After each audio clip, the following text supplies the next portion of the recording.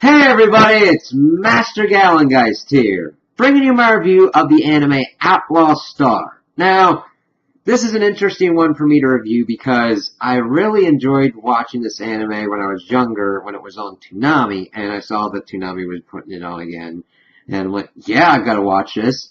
And it's interesting having the different perspectives I have on it, because it's still a good anime and I would still recommend it because of all the different kind of influences it has, like with Taoism and magical mystical stuff going on in this futuristic sci-fi setting, which could be best kind of described as similar to kind of Firefly, which there's a lot of similarities between that show and this show.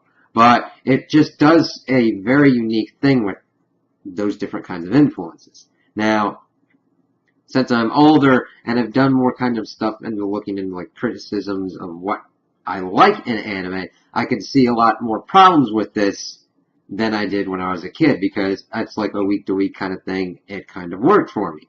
Whereas with this, there's certain ways that it's kind of structured that I wish it had been done better, and I can see where it ended, where I wish it had continued on further. So, this main story follows Gene Starwin and Jim Hawking. They are a group, just a pair of partners on Sentinel-3, just doing odd jobs for people. They eventually meet up with this outlaw, Hilda, and find this other woman, Malfina, who is this kind of bio-android kind of person who doesn't really know much about herself. And they're being followed by the K-Pirates. And that's a kind of cool thing. There's this mystical kind of group of pirates that are trying to do their own kind of thing. There's the three factions of the law and the outlaws and the pirates. And it just sets up this kind of unique thing. And they get her off of Sentinel-3 and they find this ship, the XGP. And it's supposed to be paired with Malfina as a navigation system.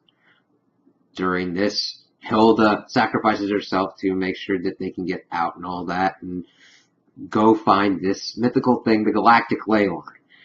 This ship and Malfina are supposedly able to find this mythical kind of treasure. It always kind of morphs into different kind of things. It's either untold treasure, unlimited knowledge, all these different kind of things. And I like that setup. It sets up very strongly with a very good hook. It's like, oh, okay, let's see how this kind of goes.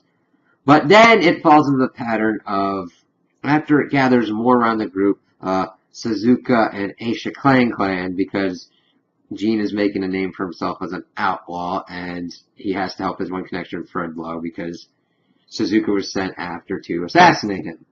And they're able to kind of stymie her, and because she said that she would do it in a certain time frame and all that, and she wasn't able to get through with it. So she kind of joins the crew to kind of keep an eye on Gene because of how interesting he is.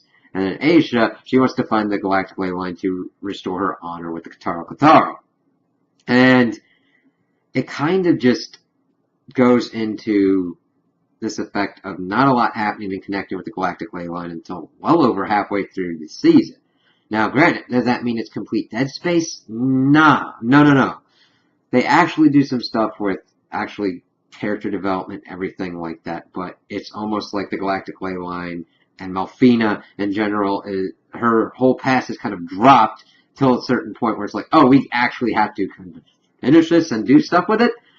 To a degree, that's what it kind of feels like. It's not as bad as certain shows that I've seen this kind of happen with, but it's still kind of irked me. I'm like, you got this really good hook, and you could interweave all these different kinds of legends and stuff. Now, granted, it's not bad. They have some funny episodes like trying to find monsters and this plant thing that can take over minds and all that. It's just like, okay. And seeing Gene trying to pretty much doing his womanizing kind of stuff and dealing with the repercussions of that. And even Jim dealing with young love. It all kind of develops the characters, but I wish that it worked in a better way to go into the Galactic Ley Line story, because I'm like, you're having a group of outlaws hunt for treasure. It's cool. Oh, and one of the biggest kind of draws for me was, as a kid and also as an adult, is Jean has this weapon, this caster gun, which essentially fires self-contained spells, and one of them is like a black hole bullet. It kind of says it right there. It's fucking awesome. It kind of helps when you have unique kind of cool things like that. I mean, it's like Star Wars, a lightsaber. You can have some kind of qualms and kind of things, but once you enter into lightsabers and force abilities with kind of like that magical kind of stuff, it's got that kind of hook thing to bring you in, and that's just another thing besides the kind of cool characters and the way that they develop. Now, the problem I have is that development has to be expedited exponentially towards the end of the series. We get a lot of stuff with Melfina being connected to this ancient race, and we find out that they had made her as a key to find the Galactic Way line. They have to fight Hazanko and his like Anten 7, and we find out that one of them has a connection to Suzuka, but it's like really at the end. And it's good, but I wish we'd had a little bit more time for it to breathe. It's just like boom, boom, boom, boom, things start happening. It's like, oh god. And Hazanko and the Anten 7, I wish more had been done with them. It's still that kind of stuff. Like, the pirates had been built up, and the Anten 7 were built up as well, but I wish that they had attacked more or had more kind of things to do, because you set up all these cool kind of assassins, and they're kind of used more quickly towards the end. So they find the coordinates for the Galactic Way line, and once they are able to get through it, being chased by Hazanko and the McDougal brothers, another group of notorious mercenaries and outlaws, because Harry is obsessively in love with Melfina and wants to possess her no matter what, and that's pretty much why he's continuing on. And this other scientist dude, Gwen Khan, he wants to find the Galactic Way line to know all knowledge. And they're able to get through and find out that the Galactic Way line is... I love how it is a fusion of, like, magic and tech to a degree.